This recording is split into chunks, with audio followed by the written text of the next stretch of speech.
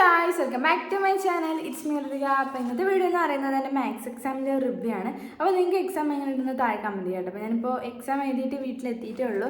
അപ്പോൾ എനിക്ക് പറയുകയാണെങ്കിൽ ഞാൻ എപ്പോഴും പറയുന്ന പോലെ തന്നെ കുഴപ്പമില്ല എന്ന് വേണമെങ്കിൽ പറയാം. എനിക്ക് തോന്നുന്നു മോഡലിനെക്കാട്ടും അത്യാവശ്യം ഈസി ആയിരുന്നു. മോഡൽ ഞാൻ അങ്ങനെ വലുതായിട്ട് പഠിച്ചിട്ടൊന്നുമല്ല പോയി. പിന്നെ മാത്സ് ഇപ്രാവശ്യം എന്ന് പറയുമ്പോഴത്തേക്ക് 6 ദിവസം നമുക്ക് കിട്ടിയിട്ടുണ്ടായിരുന്നല്ലോ. അപ്പോൾ അത്യാവശ്യം അതിനെക്കാട്ടും കുറച്ചും കൂടെ കൂടുതൽ ഇതിന് ലൈവ് ഒക്കെ കണ്ട് പഠിച്ചിട്ടുണ്ടായിരുന്നു. അപ്പോൾ എനിക്ക് തോന്നുന്നു ഇതാണ് മോഡലിനെക്കാട്ടും കുറച്ചും കൂടി ഈസി ആയിട്ടുണ്ടായിരുന്നത്. അപ്പോൾ കുഴപ്പമില്ലായിരുന്നു. 2-3 ക്വസ്റ്റ്യൻസൊക്കെ അത്യാവശ്യം ഒരു ഈ സെക്കൻഡ് ഡിഗ്രി ഇക്വേഷൻസ് എന്നൊക്കെ കുറച്ച് ബുദ്ധിമുട്ടായിട്ടുള്ള ക്വസ്റ്റ്യൻ വന്നിട്ടുണ്ടായിരുന്നു. ബാക്കിയൊക്കെ വലിയ പ്രശ്നം ഉണ്ടായിരുന്നില്ല. അപ്പോൾ നമ്മൾ പേപ്പർ കൈ കിട്ടിയവിടെ തന്നെ നോക്കുന്ന ഫസ്റ്റ് ക്വസ്റ്റ്യൻ ആണല്ലോ. അത് തന്നെ നോക്കുമ്പോഴത്തേക്കും ഒരു പരിചയമില്ലാത്ത സൈസ് ഒരു ഫിഗർ പരിചയമുണ്ട്, പക്ഷേ അതിൻ്റെ ഈ ബിന്ന് ഓയിലോട്ടുള്ള ഒരു വരയും അതൊക്കെ ഒന്നും മനസ്സിലായിട്ടുണ്ടായിരുന്നില്ല. പിന്നെ നോക്കിയപ്പോഴത്തേക്കും ഇവിടെ നിന്ന് ഇങ്ങനെ ഒരു വര വരച്ചിട്ട് ചെയ്ത് കഴിഞ്ഞാൽ അങ്ങനെ ആംഗിൾ അവിടെ നിന്ന് കിട്ടുമെന്ന് മനസ്സിലായപ്പോഴത്തേക്കും അങ്ങനെ റെഡിയായി.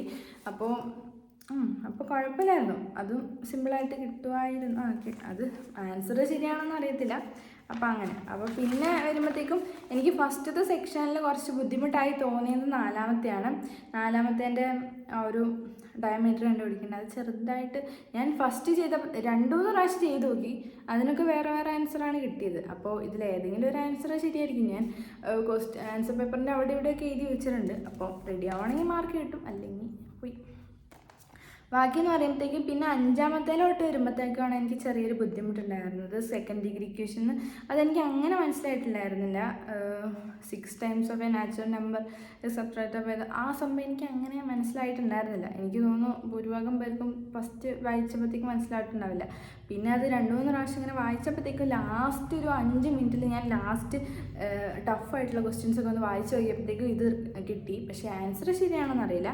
അപ്പോൾ പിന്നെ ഓപ്ഷൻസ് ഉണ്ടല്ലോ, നമ്മൾ 6 4 എഴുതിയാൽ മതിയല്ലോ. അപ്പോൾ പിന്നെ വലിയ പ്രശ്നം ഉണ്ടാവില്ല.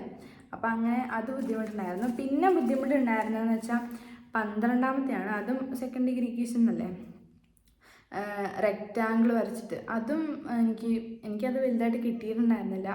അപ്പോൾ പിന്നെ ഓപ്ഷൻസ് ഉണ്ടല്ലോ, നമ്മൾ 10 8 എഴുതിയാൽ മതി. ഇപ്പോൾ 2 വിടാം. അപ്പോൾ അങ്ങനെ അതും ബുദ്ധിമുട്ടുണ്ടായിരുന്നു. അപ്പോൾ അതും ഇപ്പോൾ ഞാൻ എഴുതിയിട്ടുണ്ട്. ടഫായിട്ടുള്ളൊക്കെ എന്തൊക്കെയോ എഴുതിയിട്ടുണ്ട്.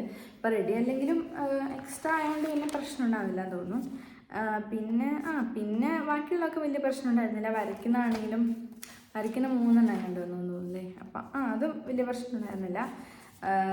ബാക്കിയാണെങ്കിലും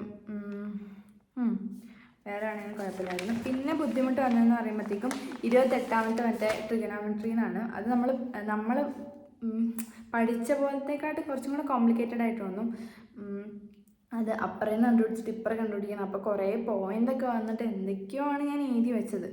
കുറേ പോയിൻ്റ് കഴിഞ്ഞിട്ട് വേറെ കുറേ എണ്ണമൊക്കെ എഴുതി വെച്ചിട്ടുണ്ട്. അപ്പോൾ ആൻസർ ശരിയാണോന്ന് അറിയത്തില്ല. പിന്നെ അപ്പുറം കൂട്ടിയിട്ട് ഇപ്പുറം കൂട്ടുമ്പോഴത്തേക്ക് അതൊക്കെ തെറ്റിപ്പോയിട്ടുണ്ടാവും. പക്ഷെ എക്സ്ട്രാ പിന്നെ ബാക്കിയുള്ളതൊക്കെ എഴുതിയോണ്ട് പിന്നെ എക്സ്ട്രാ ആണെങ്കിലും മാർക്ക് ഇല്ലെങ്കിലും കിട്ടുമായിരിക്കും, എക്സ്ട്രാ എഴുതി വെച്ചോണ്ട്. പിന്നെ ബാക്കി 29ാമത്തെ ലാസ്റ്റ് പിന്നെ എഴുതാത്തൊക്കെ നോക്കിയപ്പോഴത്തേക്ക് ഫസ്റ്റ് നമ്മൾ 29ാമത്തെ ലാസ്റ്റത്തെ ക്വസ്റ്റ്യൻ വായിക്കുമ്പോഴത്തേക്കും ഒരു തേങ്ങയും മനസ്സിലാവില്ല. പിന്നെ നമ്മൾ 2 പ്രാവശ്യമൊക്കെ വായിക്കുമ്പോഴത്തേക്കും അത്യാവശ്യം നമുക്ക് പിടികിട്ടും ഈ സംഭവമാണ് അതെന്നൊക്കെ. അപ്പോൾ പിന്നെ വലുതായിട്ട് ABC ഒക്കെ സിമ്പിളായിട്ട് കിട്ടുമെന്ന് തോന്നുന്നു. പിന്നെ 29ാമത്തെ D എനിക്ക് തോന്നുന്നു എനിക്ക് കിട്ടിയത് 0 ആണ്. ശരിയാണെങ്കിൽ കമൻറ്റ് ചെയ്യാം കേട്ടോ. അപ്പോൾ അങ്ങനെയാണ്.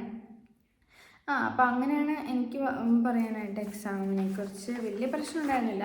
മറ്റേ സെക്കൻഡ് ഡിഗ്രി ഇക്വേഷന് ചെറുതായിട്ട് എനിക്ക് കുറച്ച് ടഫായിട്ടുള്ള ക്വസ്റ്റ്യൻസ് ഒന്നും നമുക്ക് ചെയ്യാവുന്നുള്ളൂ. പിന്നെ നമുക്ക് എക്സ്ട്രാ ഉള്ളതുകൊണ്ട് പിന്നെ പ്രശ്നമില്ലല്ലോ. ചിലതിനൊക്കെ 2 ക്വസ്റ്റ്യൻസ് ഒക്കെ ഒഴിവാക്കാം. ഓരോ സെക്ഷനിൽ 1 തൊട്ട് 4 വരെ ഉള്ളതിന് അങ്ങനെ 2 ചിലതിന് ഒഴിവാക്കാം. അപ്പോൾ അങ്ങനെ ഒഴിവാക്കാം. അപ്പം അങ്ങനെ പറയുമ്പോഴത്തേക്കും കുഴപ്പമുണ്ടായിരുന്നില്ല. A+ ആണ് ഞാൻ പ്രതീക്ഷിക്കുന്നത്. കിട്ടുമായിരിക്കും, അറിയില്ല. തെറ്റിപ്പോയാൽ തെറ്റി. അങ്ങനെ പെട്ടെന്നോട്ട് എഴുതുമ്പോഴത്തേക്കും എന്തെങ്കിലും മിസ്റ്റേക്ക് മതിയല്ലോ തെറ്റാൻ. അപ്പം നിങ്ങൾക്ക് എക്സാം എങ്ങനെ ഉണ്ടെന്ന് താഴെ കമൻറ്റ് ചെയ്യാം. അപ്പം അങ്ങനെയാണ്. കുഴപ്പമില്ലായിരുന്നു.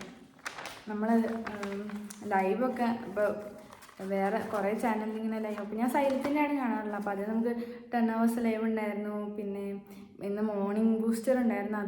അതിൽ പറഞ്ഞ കുറേ എണ്ണത്തിൽ വന്നിട്ടുണ്ട്. അപ്പോൾ ഇന്നലെ പറഞ്ഞതും ഇന്ന് രാവിലെ പറഞ്ഞതെന്നൊക്കെ കുറേ വന്നിട്ടുണ്ട്. അപ്പോൾ അത് കണ്ടവർക്കൊക്കെ എക്സാം എനിക്ക് തോന്നുന്നു ഈസി ആയിരിക്കും. പിന്നെ ഇപ്പം ടെക്സ്റ്റ് ബുക്കൊക്കെ നോക്കി പഠിക്കുകയാണെങ്കിൽ നമുക്ക് കുറച്ച് ബുദ്ധിമുട്ടുണ്ടാവും. ബാക്കിയൊക്കെ ലൈവൊക്കെ കണ്ടു പഠിക്കുന്നവർക്ക് അത്യാവശ്യം ഈസി ആയിരിക്കും ക്വസ്റ്റ്യൻ പേപ്പർ. അപ്പം നിങ്ങൾക്ക് എങ്ങനെയുണ്ടെന്ന് കമൻറ്റ് ചെയ്യാം താഴെ. അപ്പോൾ എനിക്ക് പറയുകയാണെങ്കിൽ കുഴപ്പമില്ല, മീഡിയം ടു ഈസിൻ്റെ ഒരു നടുവിൽ വേണമെങ്കിൽ പറയാം. അപ്പോൾ അങ്ങനെയായിരുന്നു. അപ്പോൾ ഇന്നത്തെ വീഡിയോ ഇത്രേ ഉള്ളൂ. അപ്പോൾ വേറൊരു അടുത്ത വീഡിയോയിൽ കാണുന്നതായിരിക്കും. ബൈ.